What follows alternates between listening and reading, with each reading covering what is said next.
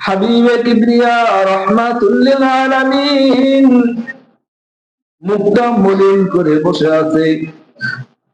আমার রাহমাতুল লিল আলামিনের মুখটা মলিন দেখলে আমার আল্লাহ সহ্য করতে পারে না। দুনিয়ার সমস্ত মানুষের মুখ মলিন হইলে আমার আল্লাহর কিছু আসে যায় না।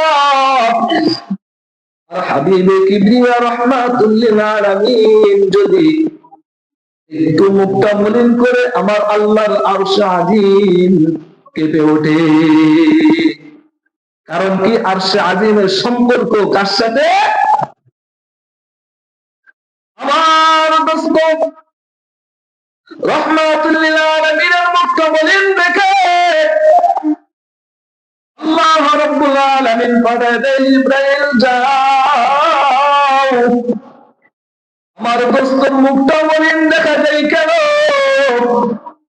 আমার দোস্তর মুখটা মলিন দেখলে আমি আল্লাহ সহ্য করতে পারি না। বন্ধু কষ্ট দেখে সহ্য করতে পারে না।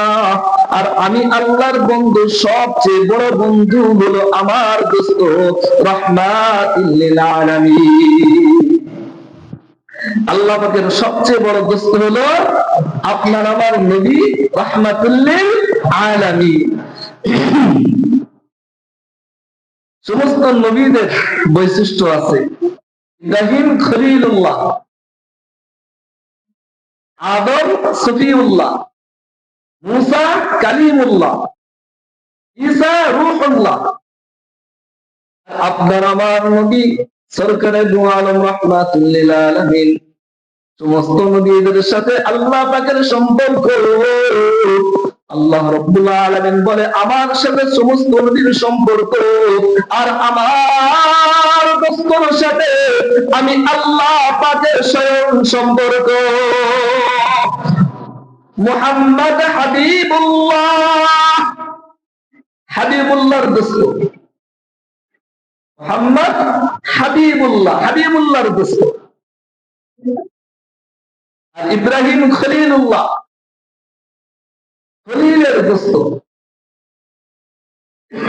আপনার আমার নবীকে আল্লাহ এত ভালোবাসেন, সেই নবীর মুখটা মলিন দেখে আমার আল্লাহ সহ্য করতে পারে না। এবার জানায় দেয়,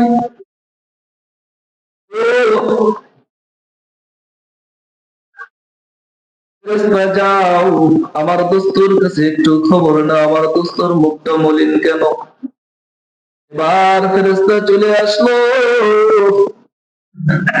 ওগো নবী, আপনার মুখটা মলিন দেখে আল্লাহ আপনার কাছে পাঠায় দিছে। জিবরাইল আলাইহিস সালাতু ওয়াস সালাম সুসংবাদ দেয়, সালাম জানাই, ইয়া রাসূলুল্লাহ, ইয়া হাবিবাল্লাহ,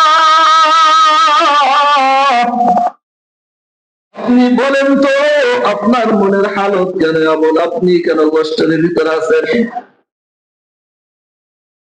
মুহাম্মদ সাল্লাল্লাহু আলাইহি ওয়াসাল্লাম উত্তর দেয়, কিয়ামতের ময়দানে সমস্ত উম্মত গুলো বড় দামি হয়ে উঠবে, সমস্ত নবী গুলো দামি হয়ে উঠবে, হাজার হাজার বছর শত শত বছর ইবাদত বন্দী করছে,